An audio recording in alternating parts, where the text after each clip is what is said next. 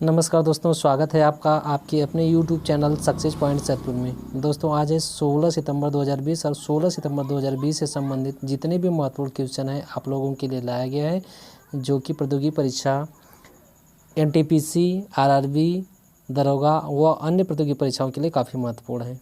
और दोस्तों अगर चैनल पर नए हैं तो कृपया चैनल को सब्सक्राइब कर लीजिए तथा वीडियो को अंत तक देखिए, जिससे महत्वपूर्ण जानकारी आपको मिल सके।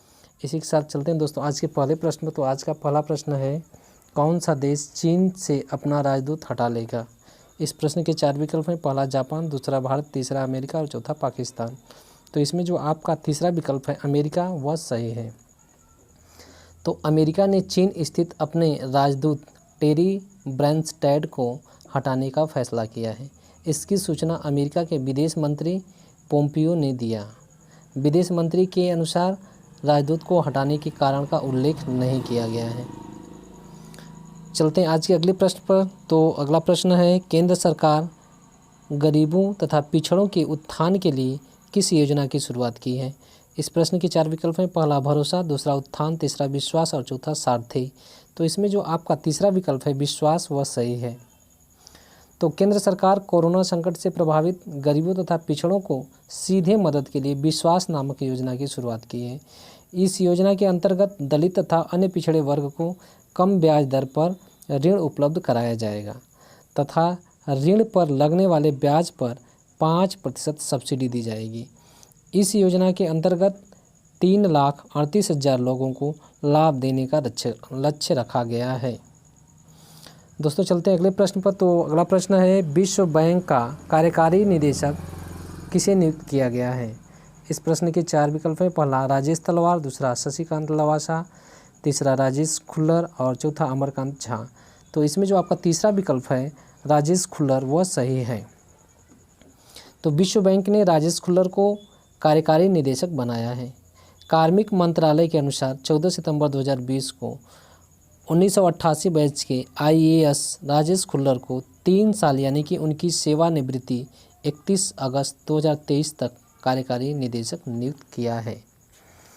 अब चलते हैं अगले प्रश्न पर। तो आज का अगला प्रश्न है, भारत किस देश के साथ सैन्य सहयोग बढ़ाने की सहमति जताई है? इस प्रश्न के 4 विकल्प हैं। पहला नेपाल, दूसरा जापान, तीसरा अमेरिका और चौथा फ्रांस। तो इसमें जो आपका दूसरा विकल्प है जापान, वह सही है। तो भारत प्रशांत क्षेत्र में चीन के बढ़ते कदमों को रोकने के लिए जापान के साथ सैन्य सहयोग बढ़ाने की सहमति जताई है। 14 सितंबर 2020 को भारतीय सेना प्रमुख जनरल MM नरवणे और जापान के ग्राउंड सेल्फ डिफेंस फोर्स के चीफ ऑफ स्टाफ जनरल गोरो यूसा के साथ टेलीफोन वार्ता हुई, जिसमें दोनों देशों के रक्षा सहयोग के आदान प्रदान पर सहमति बनी। अब चलते हैं आज के अगले प्रश्न पर। तो अगले प्रश्न से पहले दोस्तों अगर चैनल पर नए हैं तो कृपया चैनल को सब्सक्राइब कर लीजिए तथा वीडियो को दोस्तों के साथ शेयर अवश्य कीजिए, जिससे महत्वपूर्ण जानकारी उन्हें भी मिल सके। तो प्रश्न है, जापान के नए प्रधानमंत्री कौन बने?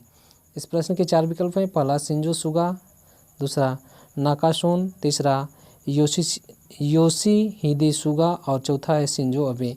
तो इसमें जो आपका तीसरा विकल्प है योशिहिदे सुगा, वह सही है। तो जापान के प्रधानमंत्री शिंजो अबे बीमारी के कारण इस्तीफा दे दिए हैं। उनकी जगह सरकार के शीर्ष प्रवक्ता और जापानी किसान के बेटे योशिहिदे सुगा को जापान का प्रधानमंत्री बनाया गया है। पिछले दिनों हुए चुनाव में इनकी पार्टी ने 377 मत तथा अन्य 2 दावेदारों ने संयुक्त रूप से 157 मत प्राप्त किए। चलते हैं अगले प्रश्न पर। तो अगला प्रश्न है, भारतीय IT कंपनी इन्फोसिस चेक गणराज्य के किस कंपनी का अधिग्रहण करेगी? इस प्रश्न के 4 विकल्प हैं। पहला IPFT, दूसरा गाइड विजन, तीसरा यूनिसेफ और चौथा VI। तो इसमें जो आपका दूसरा विकल्प है गाइड विजन, वह सही है। तो भारतीय IT कंपनी इन्फोसिस ने चेक गणराज्य की कंपनी गाइड विजन का 3 करोड़ यूरो यानी कि 260.4 करोड़ रुपए में अधिग्रहण करेगी।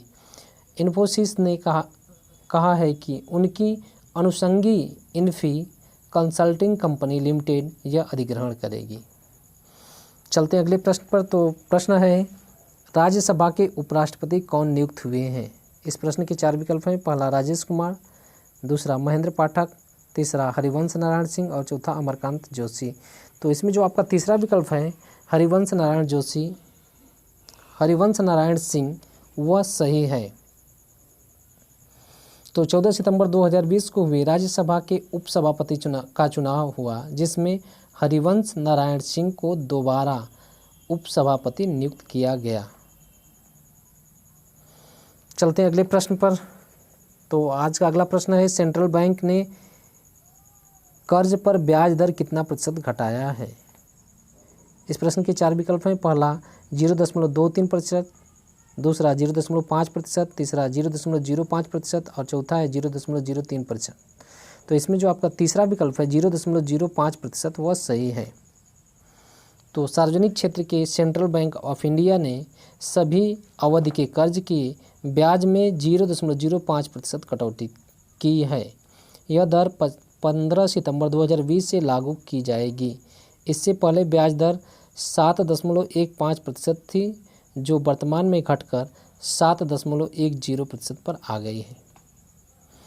अब चलते हैं अगले प्रश्न पर। तो अगला प्रश्न है, इंजीनियर अभियंता दिवस कब मनाया जाता है? इस प्रश्न के 4 विकल्प हैं। पहला 12 सितंबर, दूसरा 13 सितंबर, तीसरा 14 सितंबर और चौथा 15 सितंबर। तो इसमें जो आपका चौथा विकल्प है 15 सितंबर वह सही है। तो हर वर्ष 15 सितंबर को पूरे भारत में इंजीनियर दिवस मनाया जाता है। यह दिवस इंजीनियर विश्वेश्वरैया की श्रद्धांजलि देने के लिए मनाया जाता है। अब चलते हैं आज के अगले प्रश्न पर। तो आज का अगला प्रश्न है, मौसम विभाग ने मौसम की जानकारी हेतु कितने ऐप लॉन्च किया है? इस प्रश्न के 4 विकल्प हैं। पहला 2, दूसरा 3, तीसरा 4 और चौथा 5।